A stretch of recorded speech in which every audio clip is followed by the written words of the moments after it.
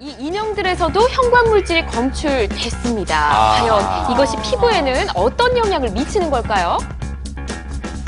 피부에 오랫동안 접촉하게 되면 아토피 피부염이나 알레르기성 접촉성 피부염 등을 유발시킬 수 있습니다. 또한 실수로 먹게 되는 경우에는 장염 같은 소화기 질환이나 암을 유발할 수 있는 위험한 물질로 알려져 있습니다. 생활 속 진실과 오해를 파헤쳐보는 시간인데요. 휴지나 그런 것들 우리가 새 거는 희면 hil수록 좋다고 생각을 했는데 그런 것만도 아닌가 봐요, 전혜원 씨. 맞습니다. 일단 보통 깨끗하다고 하면 색깔이 무슨 색 떠오르세요? 하얀색. 조금 전 말씀하셨던 흰색이 흰색색. 떠오르시겠죠. 근데 지나치게 하얗다고 해서 그냥 마냥 깨끗한 건 아니라고 합니다. 그 이유는 이 표백 처리를 위해 사용한 형광증백제 때문이라고 하는데요. 형광증백제는 무엇이고 또 우리에게 어떤 해를 입히는지 소비자의 눈에서 파헤쳐봤습니다. 시중에 유통 중인 두루마리 화장지 제품 대부분이 젖먹이의 섬유용품에 광범위하게 사용되고 있어 충격을 주고 있습니다. 네, 우리 생활에 널리 사용되는 것들이죠. 두루마리 화장지부터 흰 티셔츠, 그리고 종이까지. 하지만 하얗기만 한 이 제품들에는 불편한 진실이 있습니다. 바로 형광증백제인데요.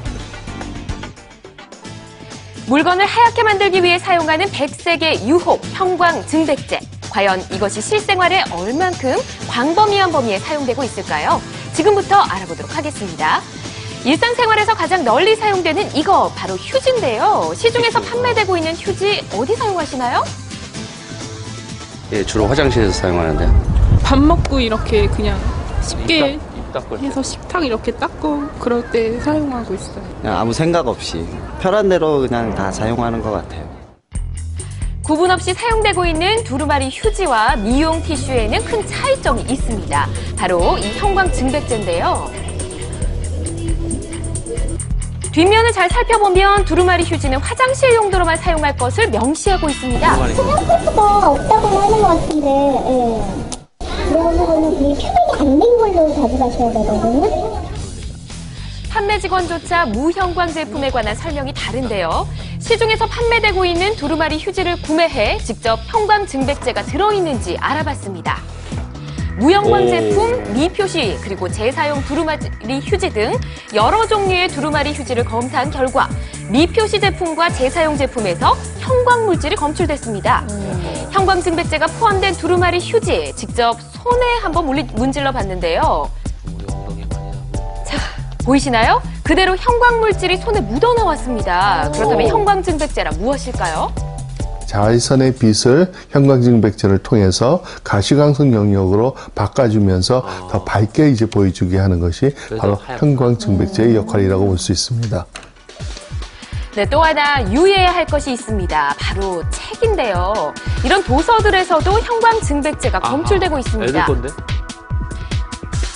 한국소비자원에 따르면 영유아 도서 75.3%에서 형광증백제가 검출됐다고 하는데요. 원래 종이 좀 그렇죠, 원래는. 형광증백제를 사용하는 업체의 입장을 한번 들어봤습니다.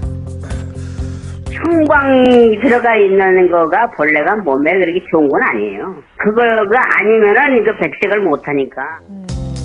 네, 백색의 효과를 내는 형광증백제에 대해 얼마나 알고 있을까요? 직접 시민들에게 물어봤습니다. 인체에는 좀 안 좋은 걸로 알고 있고요. 아니, 전혀 몰랐는데.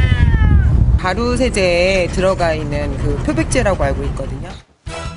형광증백제, 흰옷을 더욱 깨끗하게 해주는 세제에도 포함되어 있었는데요. 얼룩진 것도 새 것처럼 하얗게 만들어준다는 표백제. 맞아요. 마트에서 쉽게 찾아볼 수 있는 형광증백제가 포함된 일반 세제들입니다. 세제는 때를 빼주는 거고요. 표백제는 찌든 때 같은 거 99.9% 살균해주고 무형광이 없어요. 다른 무형광이 없어요? 세척력은 더 좋아요. 근데 무형광은 없어요.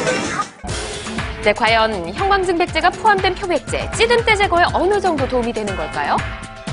형광증백제는 실제 세균이나 오염물질을 제거하는 것보다는 육안으로만 하얗게 보이게 하는 기능이 있을 뿐입니다. 많이 사용했는데. 정말인지 확인하기 위해서 형광물질이 포함되어 있는 합성 세제를 사용해서 티셔츠의 더러운 부분을 닦아봤습니다. 야, 하얗다. 더러운 부분이 깨끗해졌죠. 하지만 블랙라이트로 검사해본 결과 형광증백제는 그대로 남아있습니다. 형광증백제는 피부 질환 가능성 때문에 일회용 기저귀엔 사용이 금지돼 있습니다. 피부과 전문의들은 형광증백제가 유아 피부병에 영향을 준다고 설명합니다. 특히나 이 형광증백제는 피부가 약한 영유아들에게 더 위험하다고 하는데요. 아이가 있는 집을 방문해 유아 제품에서 과연 어느 정도의 형광물질이 검출될지 알아볼까요? 엄마들 사이에서 많이 조심하는 것 같은데요. 애기 물건에 대해서. 평소 아이와 관련된 물건에는 더욱 신경 쓴다는 주부님. 피부가 약한 아이 때문에 옷 관리는 특별히 더 신경 쓴다고 하는데요. 지금까지 애기 옷은 손빨래하고 있고요.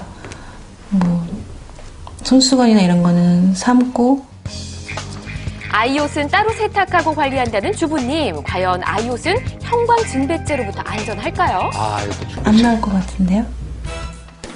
자, 이에 제작진 긴급 점검에 나섰습니다.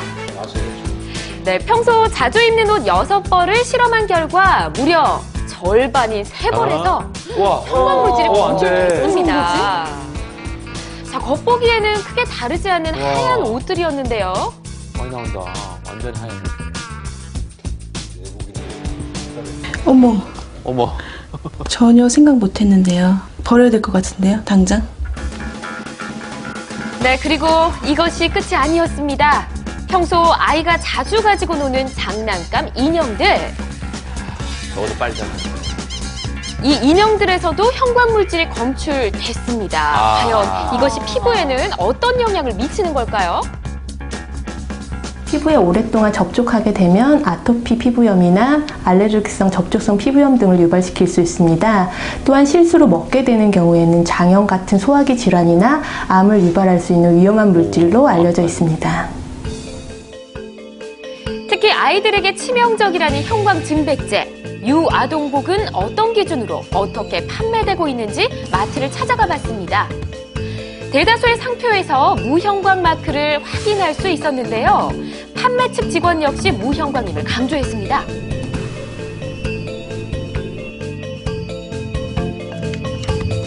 면 100%거든요. 저희가 유아 브랜드다 보니까요. 면 제품 자체가 다른 데보다는 조금 좋은 재질을 사용하고 있어요.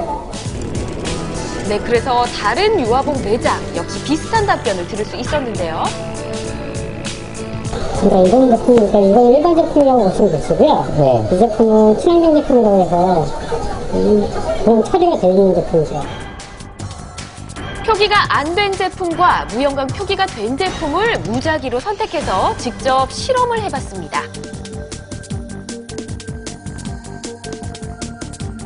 자, 결과 보이시나요? 무려 3개의 제품에서 이 형광물질이 검출됐습니다.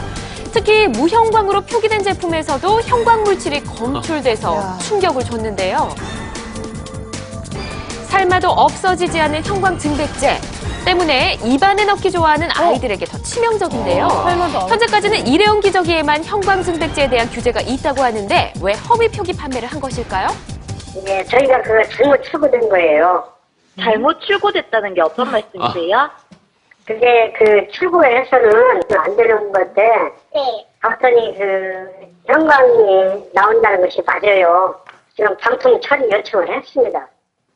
현재 영유아 의료에서는 이런 것들을 관리하고 감독하는 법률은 이 자율 확인 대상 제품이라고 있는데 이에 포함되어 있지 않습니다. 유아용 의류는 아이들의 그런 건강과 안전에도 직결되어 있기 때문에 품공법 상에서 이 확대를 하고 관리를 철저히 해야 될 필요가 있을 것 같습니다. 네, 우리 생활 깊숙한 곳에 침투한 백색의 공포. 아직까지 규제가 미비한 것이 사실인데요. 정확한 용도와 기준에 맞는 규제가 필요하겠습니다.